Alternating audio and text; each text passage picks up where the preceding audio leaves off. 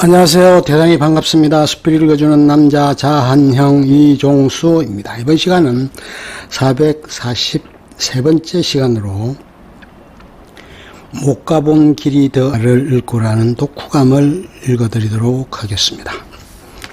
못 가본 길이 더 아름답다를 읽고 이옥임.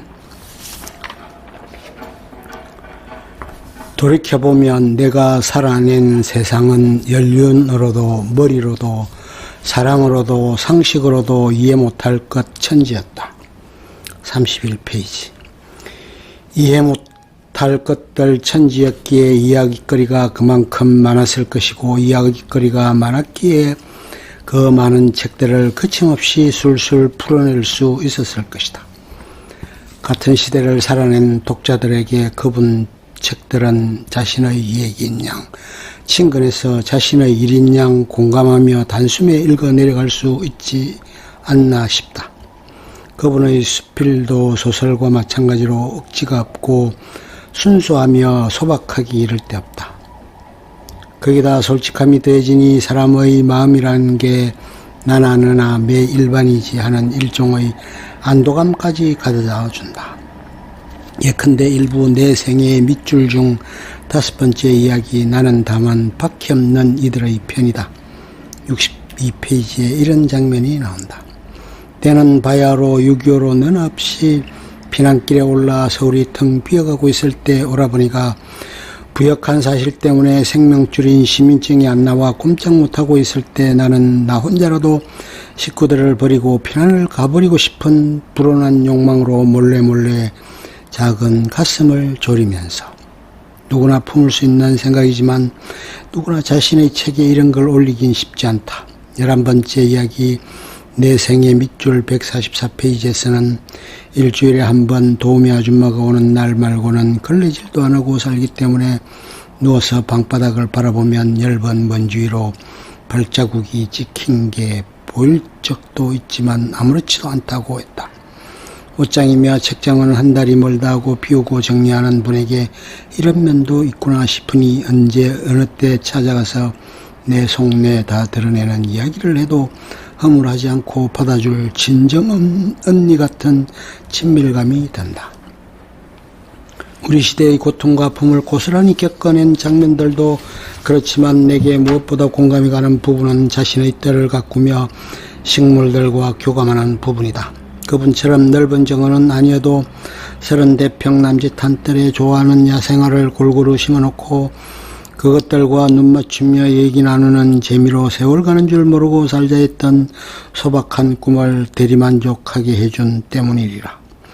커다란 목련나무를 베어낸 그루트기에서 왕성하게 자라나는 새 가지들에게 미안해하는 모습이며, 남들이 보고 아름답다 해줄 잔디 정원을 위해 날리면 날마다 잡초와의 전쟁을 일삼는 모습이 지금의 내 모습과 똑 닮았다.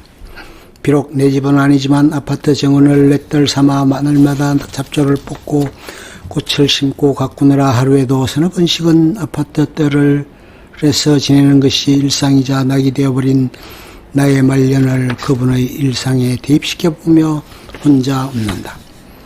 2부 책들의 오솔길에서 존 코넬리의 잃어버린 것들의 책을 비롯해서 총 13권의 책을 수필 형식을 빌어 소개하고 있다.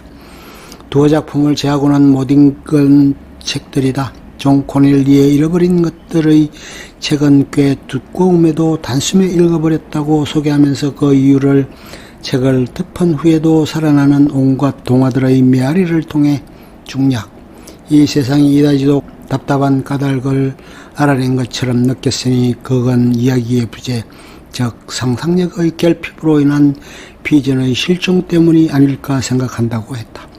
최순우님의 무량수전 배흘림 기둥의 길에 서서에 대해서는 이렇게 쓰고 있다. 최순우는 그가 발견하고 느낀 한국의 미를 내면 깊숙이 스며들게 한 뒤 비로소 글로 표현해서 읽는 사람에게 그의 것을 번지게 하는 힘이 있다고. 정민님의 18세기 조선 지식인의 발견을 읽고 박완스님이 발견한 것은 이 저자야말로 이 시대를 제멋대로 살다간 긴 괴짜들에게 미쳐서 국내외 멀고 가까운 데를 가리지 않고 발로 쫓아다니면서 시간의 면지 속에 묻힌 그들의 자취를 찾아내서 온전히 복원해 마침내 한 권의 책에 이르렀구나 하며 광기 어린 열정에 공감하게 되었다고 한다. 빈센트 반 고흐의 영혼의 편지 중에 고흐의 동생인 테오에게 쓴 편지를 소개한 부분이 있다. 자신의 그림 감자 먹는 사람들에 대해 남긴 글이다. 나는 램프 불빛 아래서 감자를 먹고 있는 사람들이 접시에 내밀고 있는 손, 자신을 닮은 그 손으로 땅을 팠다는 점을 분명히 보여주려고 했다. 그 손은 손으로 하는 노동과 정직하게 노력해서 얻은 식사를 암시하고 있다. 그 글 뒤에 쓴 박완서님의 글을 그대로 옮겨본다. 그 밖에도 그 편지 곳곳에는 노동을 다른 무엇보다 아름답게 간주하면서 다른 화가들이 농부나 바느질하는 여인 등 민중 속에서 모델을 찾지 않는 것에 대해 분개하고 있다. 이 책을 덮으면서 책 팔아 푼돈도 만지고 길에서 알아보고 사인해달라는 독자도 들어 생기게 되니 내가 무슨 대가라도 된 양 자족하는 자신에 대해 욕지기가 날 것 같았다. 욕지기가 나올 만한 자신의 행진을 가장 아프게 기억하는 부분이 또 있다. 그분의 마지막 수필인 박수건 화백의 추모 글에 쓰다. 1951년 겨울, 그러니까 6.25가 터지고 집안이 몰락하고 생활의 근거를 잃어버린 시절, 서울대학교 국문학물리대 국문과에 입학한 바로 그 해에 어린 조카들과 노무를 책임져야 하는 소녀가장은 당시 유일하게 살아있는 미군 부대 PX에 당당히 취직이라는 걸 하게 된다. 초상화를 그리는 환쟁이들에게 일거리 초상화 대상자를 알선해주는 것을 업으로 먹고 살게 된 것이다. 군기가 절절 흐르는 그 환쟁이들 중에 박수건이 있었다. 물론 당시에 이 소녀가장은 박수건이 누구인지 그의 그림 실력이 어떠한지 대하여 아는 바가 전혀 없었고 업주가 그들을 간판장이라고 얕잡아보니까 그 소녀도 그렇게 알고 함부로 대했더란다.